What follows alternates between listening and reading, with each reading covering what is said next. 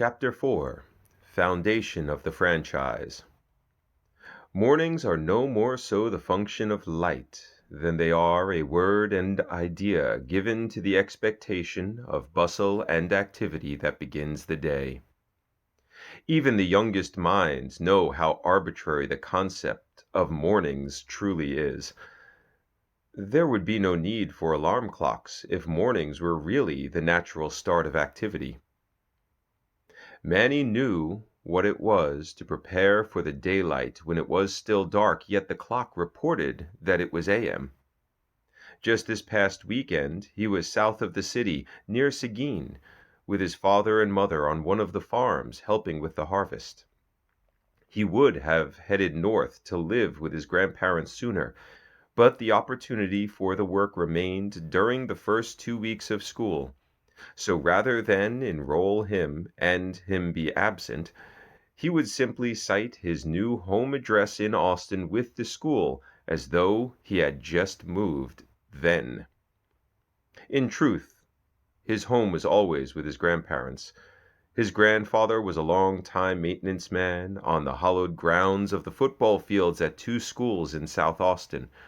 His grandmother had worked for a local dry cleaner for as long as he could remember, but he learned after a few years that she liked to be the seamstress there, although that work was fleeting at best, that she was, in truth, employed by the dry cleaner to perform the cleaning of clothing dropped off by patrons, and would also do the sewing when that opportunity came about.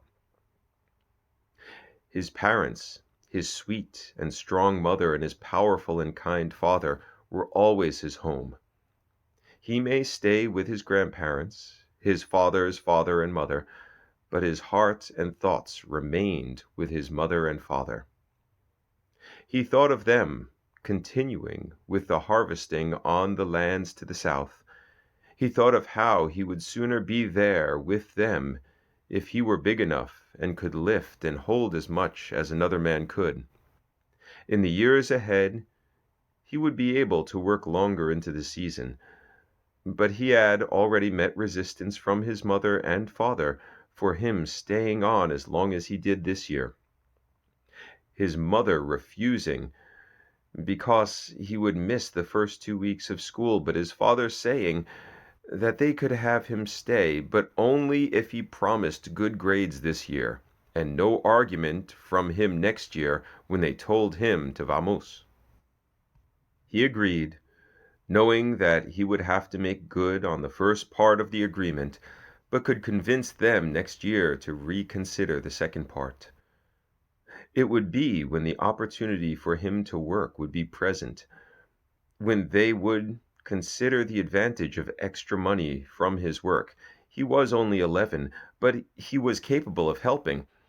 He only wanted to help them.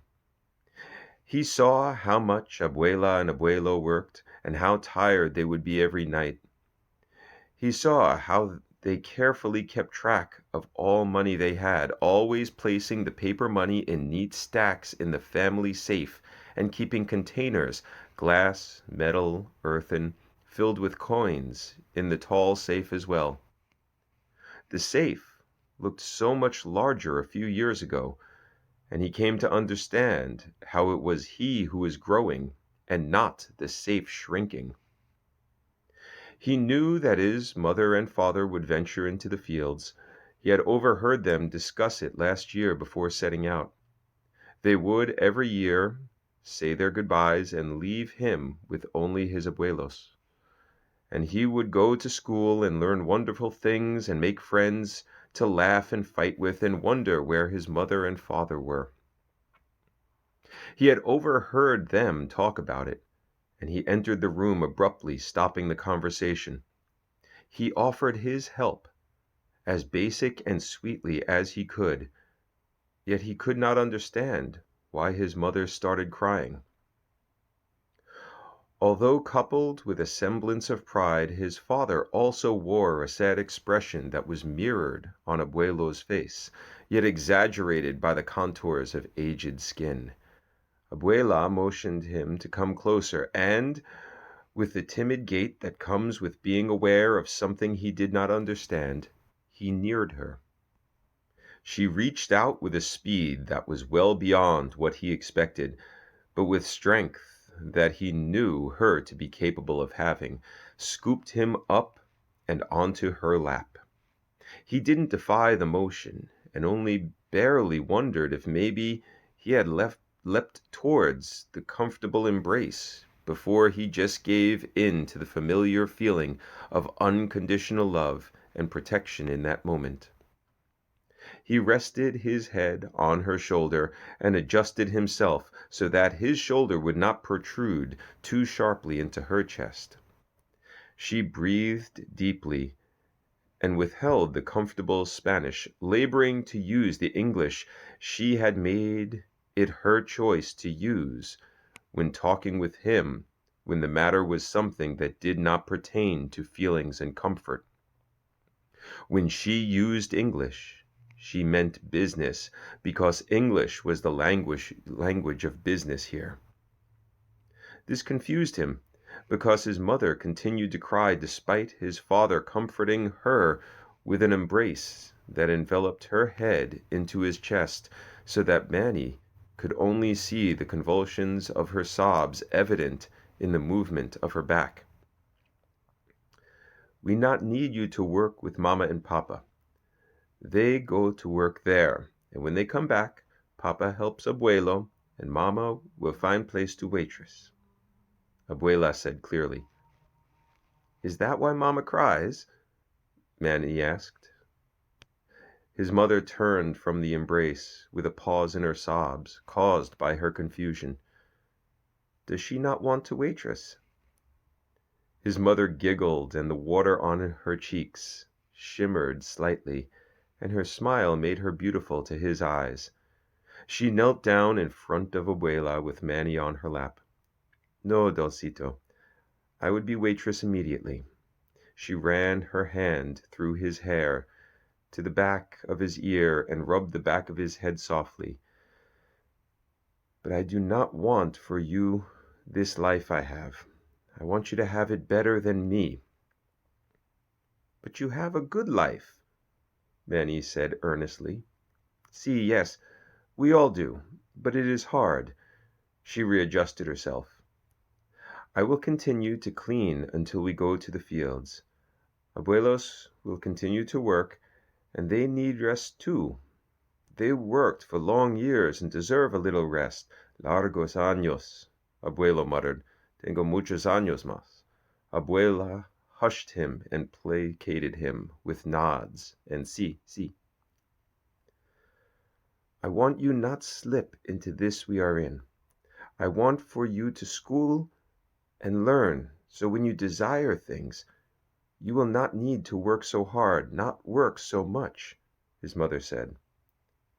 "Trabajo difícil puede ayudar," Manny said.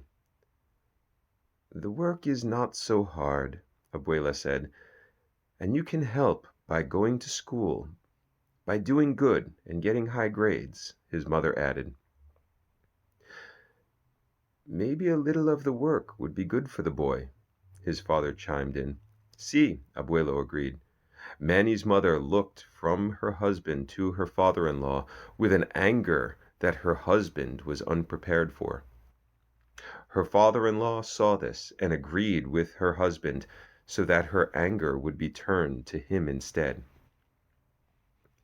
"Maybe if he sees how hard it is, and did it before the school starts, he will appreciate the work we do and work better at school," Manny's father pleaded, with uncertainty in his voice. "Before the school year starts, and then I will see how hard it is," Manny parroted his father's point. "And a little extra money as bien," he added. And he added this with an honest awareness that his mother was not expecting him to hold. And so it went a year ago when he first took to the fields with his mother and father, and taking his leave the day before his school started. The school year was easier than it had been previously. The calluses on his hands faded after his first week in the classroom.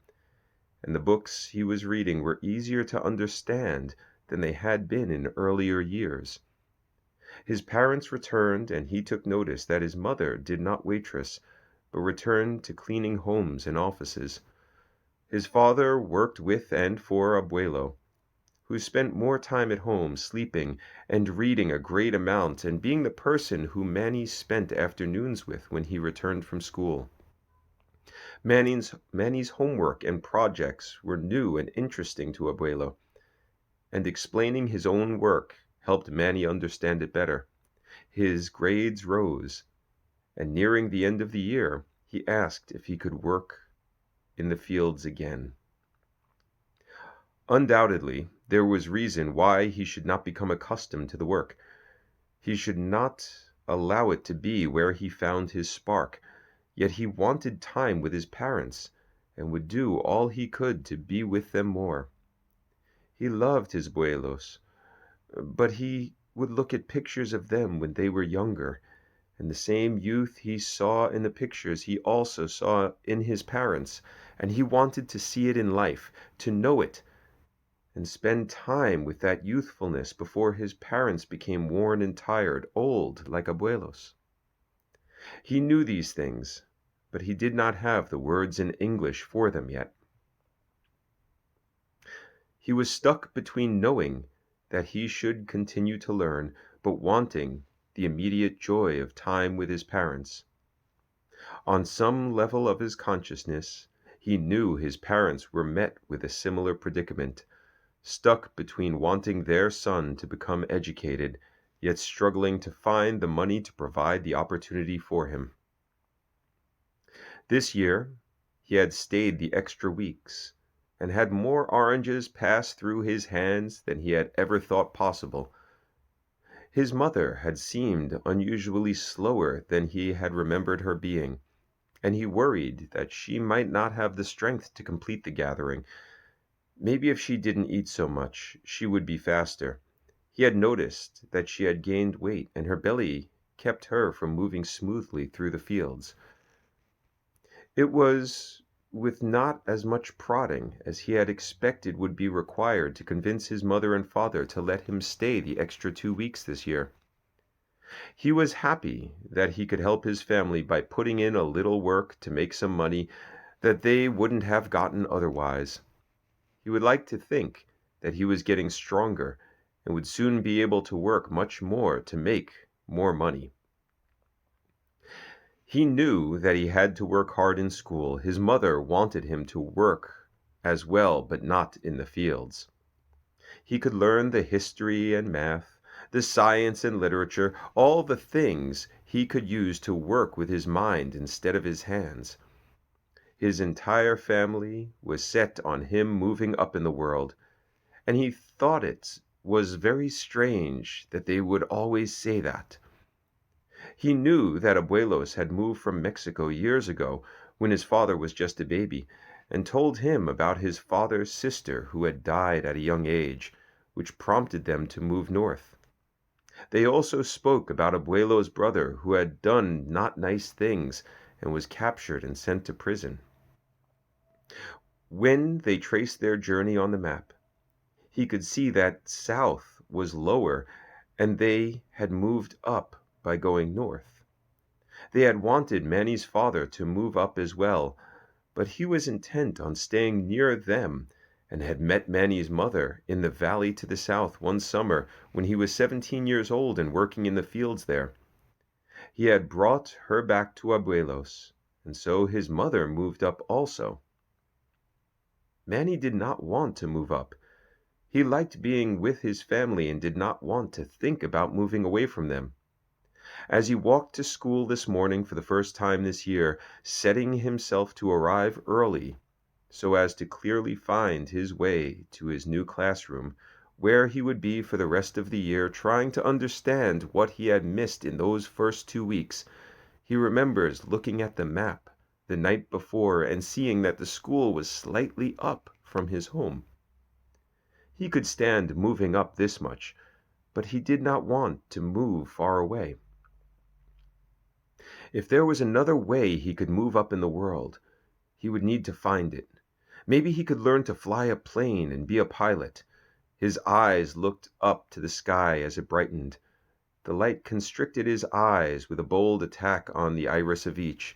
His sinuses slightly widened with a trickle, and he breathed in deep before sneezing.